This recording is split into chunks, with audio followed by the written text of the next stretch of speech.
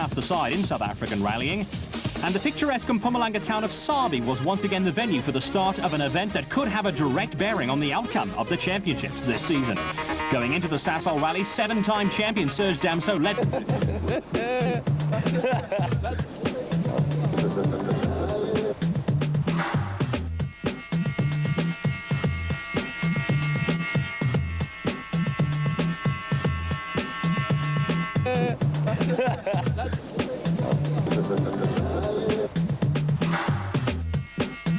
Waterfront in Bloemfontein and the countdown to the 2000 mountain trial. Round 6 of the MSA South African Rally Championship is underway. Run over 2 days, the mountain trial featured 4 special stages in and around the...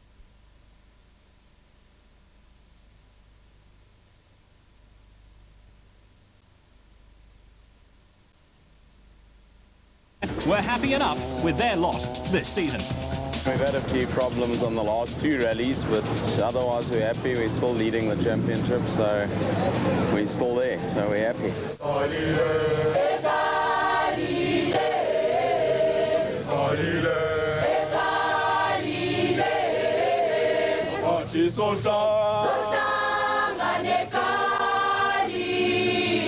The school choir adding a little local colour to the start in Sabi with a relaxed atmosphere, the order of the day. Well, the atmosphere may have been laid back, but for reigning South African champions Jan Habak and Doug Judd, the Sasol Rally offered a pressure situation. We've got to protect our point situation, and we obviously desperately need to win this event from that perspective. And I think it's very important for the sponsors as well that we do well and try and get at least a first overall position. So I think the pressure is double on, and we've got to make sure that the other guys stay behind us. Rallying is enjoying a resurgence in spectator popularity, and there was a huge crowd on hand at the start. First car off the start ramp was the factory Sasol VW Golf in the hands of SA champions Jan Habak and Doug Judd. They were overwhelming pre-event favourites in the Class A8 entry and would be followed off the ramp by Paolo Piazzamuso and Nick Haddon in the Ford Escort, with Piazzamuso hoping to make it to the finish for the first time in 8 Sasol Rally starts. I've always enjoyed the Sasol. I just got to finish this thing this time. Maybe this time that I'm not Sasol backed, I can maybe do something, because I seem to have been jinxed in the last 3 years. But yeah, we're going to give it a go. Piazzamuso and Haddon are competing this season as privateers, and the Midrand-based team needed a good result as a morale booster for the second half of the season. Third car on the road was the dealer team Toyota Corolla of Serge Damso and Guy Hodgson, with the Cape pair looking to capitalise on any problems Habak and Judd might encounter.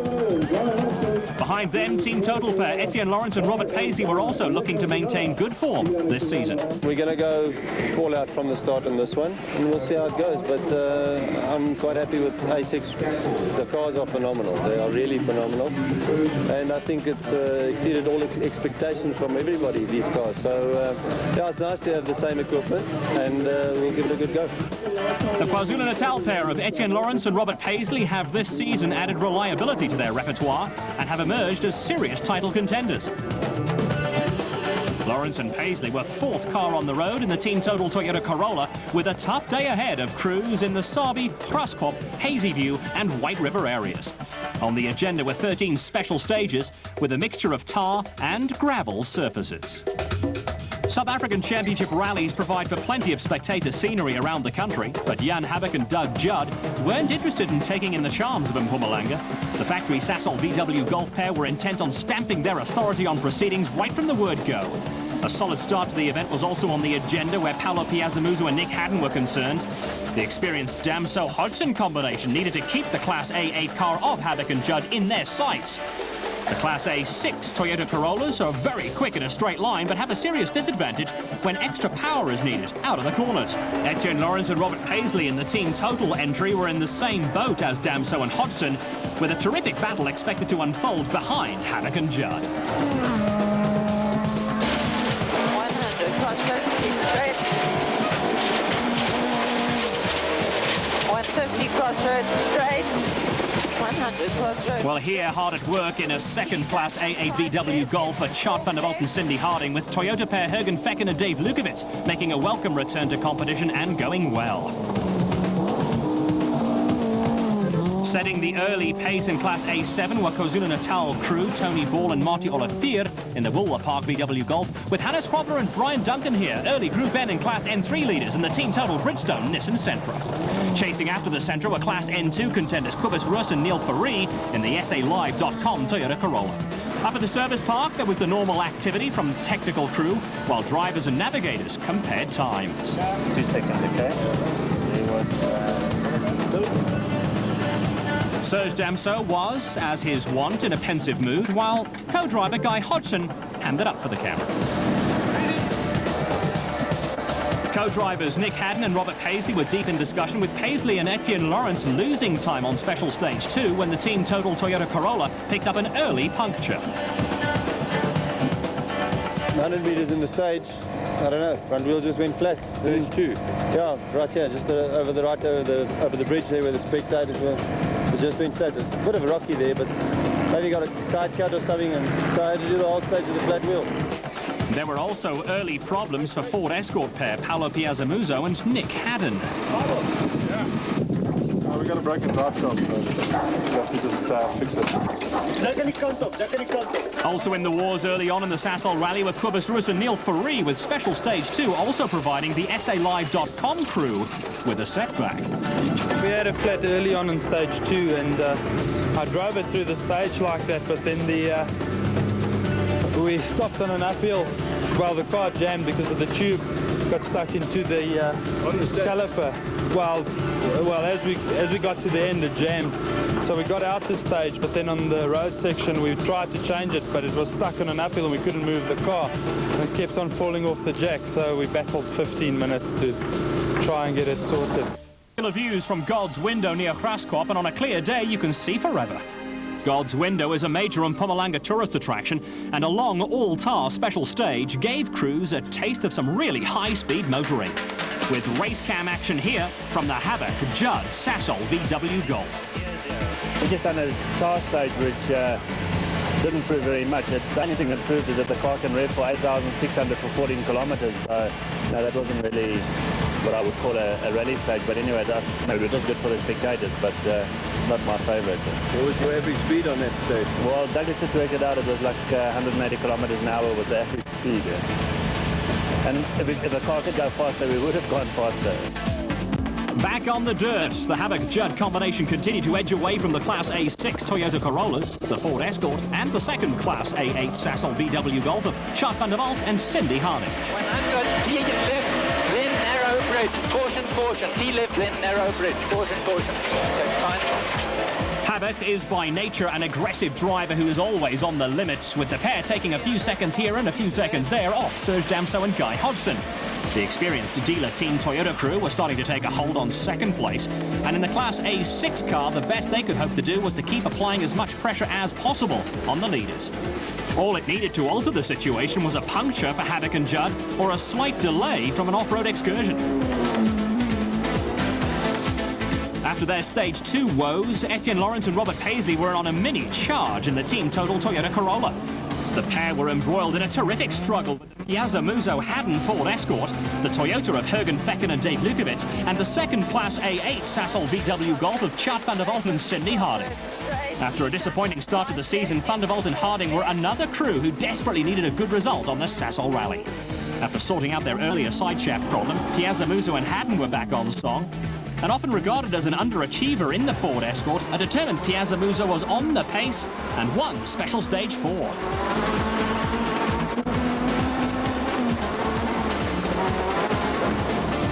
Up at a service point, 7-time South African champion Serge Damso and Toyota Motorsport manager Wami Haddad were discussing tactics.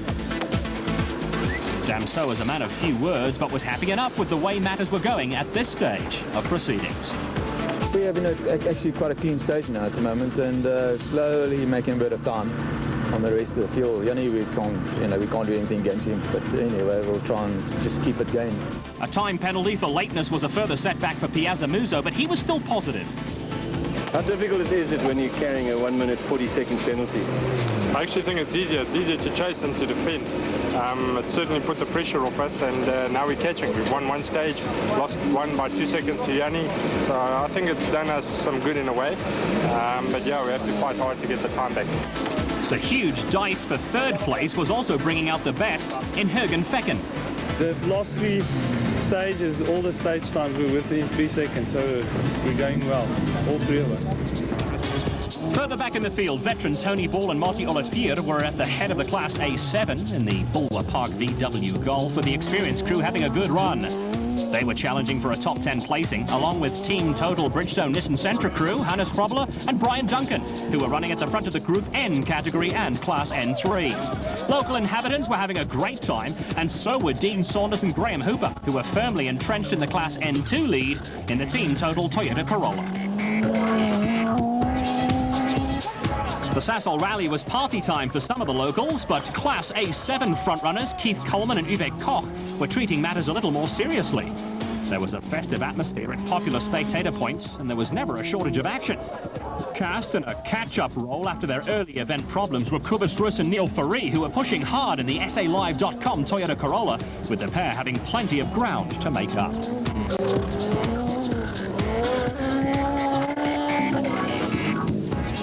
Team Total pair Dean Saunders and Graham Hooper are the reigning Class N2 champions, and although pushing for a top 10 place, were more interested in retaining their advantage in Class N2. We don't want to go crazy over the rough and that type of thing with the lead that we've got in our class, you know.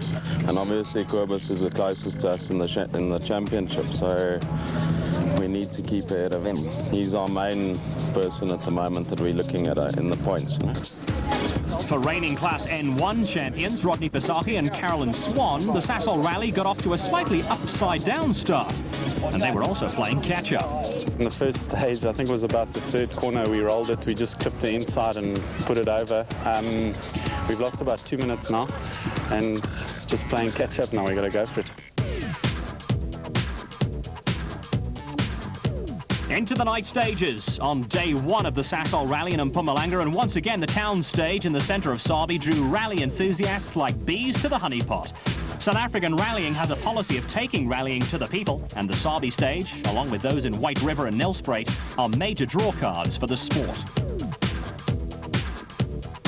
With the crowds lining the pavements 4 and 5 deep, the atmosphere was festive, with a great time had by all as they enjoyed some spectacular rallying.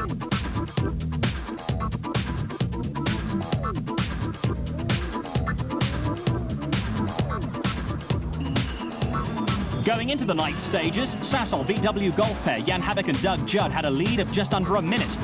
Second at this stage were the dealer team Toyota Corolla crew of Serge Damso and Guy Hodgson. But most of the interest had shifted to the battle for third place. Etienne Lawrence and Robert Paisley in the team Total Toyota Corolla were only 7 seconds behind Sasol VW crew Chart van der Walt and Cindy Harding. Lawrence and Paisley were only 10 seconds ahead of Jürgen Fecken and Dave Lukowitz, with Paolo Piazzamuso and Nick Hatton closing in on the Toyota Cruise.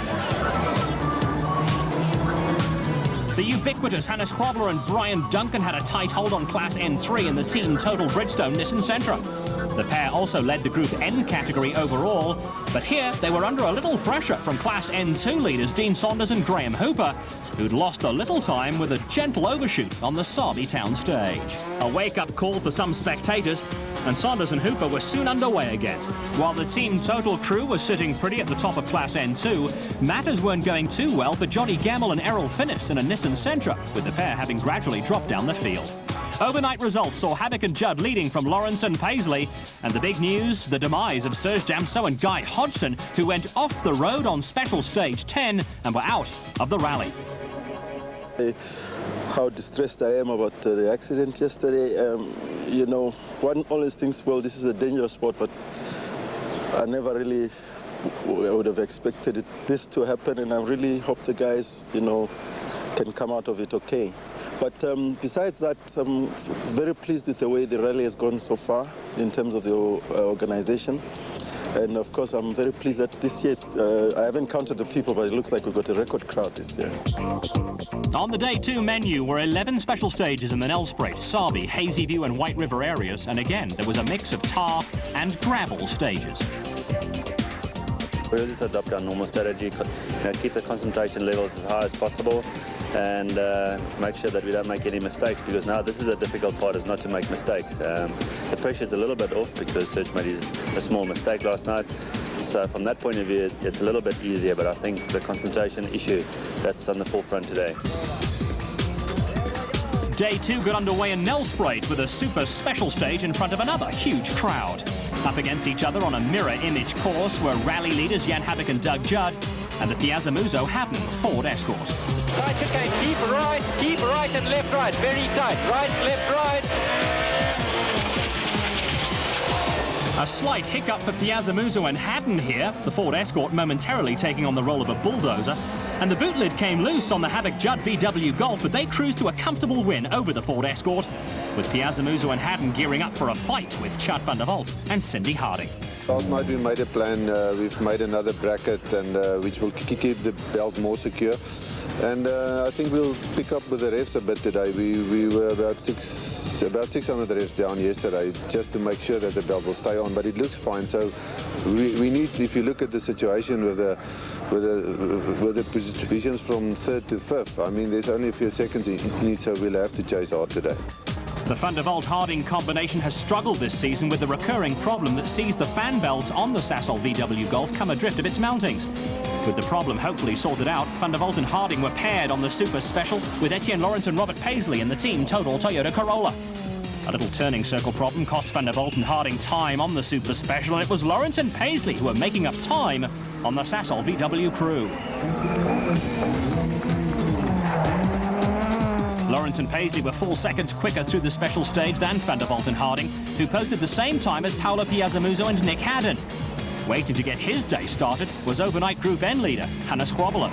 The guys are going very well, especially Dean Sanders, and I think we've got a dice in our hands today. So I hope we can keep the thing together and whatever, and give something for the spectators. An interesting super special matchup saw Group N and Class N3 leaders Hannes Grobbelen and Brian Duncan up against Class N2 leaders Dean Saunders and Graham Hooper.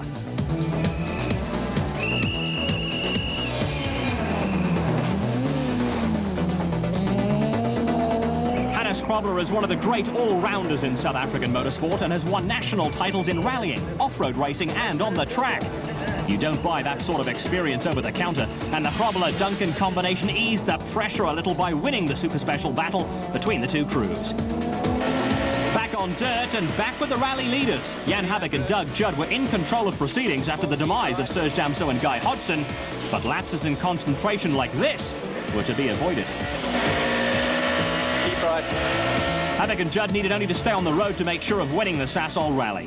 They had a handy lead over Etienne Lawrence and Robert Paisley, who are now second in the Team Total Toyota Corolla. Holding station would see the KwaZulu-Natal pair move to the top of the drivers and co-drivers overall championship. They had a cushion on the battle going on for 3rd place, and Lawrence was hard at work in a cramped and very noisy office.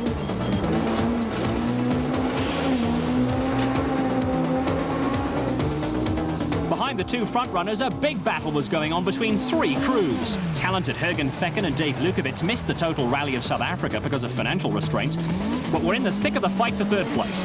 The Toyota Corolla crew were having a terrific run and were locked in battle with the Class A8 Sasol VW Golf of Chad van der Walt and Cindy Harding. The reigning Class A7 champions were having their best outing of the season, and it came at an opportune time. The 3rd crew involved in the scrap for 3rd were Piazza Muso and Haddon in the Ford Escort. For the Ford crew, it was also an opportune time to produce a return to top form.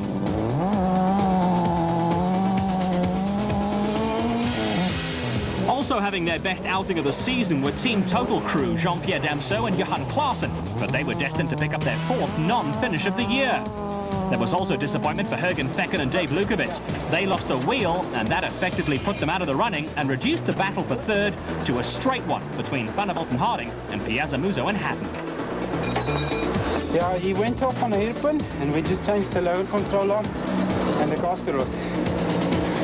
And that's it. So he's on his way again. There was also a good battle going on in Class A7. Tony Ball and Marty Olivier were leading the class in the Bulwer Park VW Golf. And then clutch problems scuppered their hopes and gave the class win to the consistent Christo Ackerman and Andre Pfeiffer in the Sasol VW Golf. KwaZulu-Natal crew Ken Westermeyer and Gerrit Bezuidenhout picked up a place in the VW Playa when Ball and Olivier dropped out. Eastern Cape driver Adrian Karth and Alan Carter also picked up a place in the Class A7 battle and were involved in a good scrap with the Nissan Sentra of Johnny Gemmell and Errol Finnis. After problems earlier in the event, Gemmell and Finnis were making a late charge.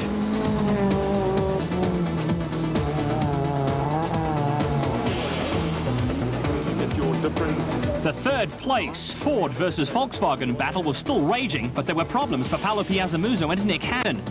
The privateer crew were running short of tyres, but a terrific act of sportsmanship saw Volkswagen come to the rescue. We're short of rubber, so thank you to Volkswagen.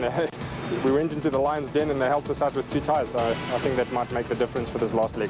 VW driver Chart van der Walt mirrored the spirit in which the duel was being fought. It's actually no biting. I mean, between me and Paolo, there's 14 seconds, and I mean, it can go to either side. It just depends what happens in the next few stages. So, yeah, so it's maximum attack. Apart from lying second overall, Etienne Lawrence and Robert Paisley were also leading Class A6. The demise of Damso and Hodgson and problems for Fecken and Lukowitz elevated the Toyota Conquest of Chris de Witt and Shane Saville to second in class, and they were followed by Craig Trott and Gerrit Bezuidenhout in another Toyota Conquest. That gave KwaZulu-Natal crews a clean sweep of Class A6. The final special stage in Nelspruit with Jan Havik and Doug Judd putting the finishing touches to their third win of the season. Right, side, down to the bottom, hip and left around the island.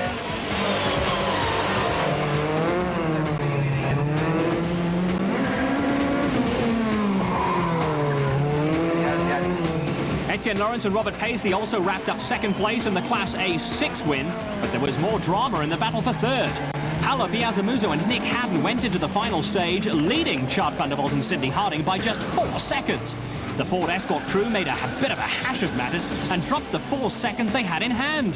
This saw the crews finish in a tie, with Piazzamuso and Haddon taking third on a countout.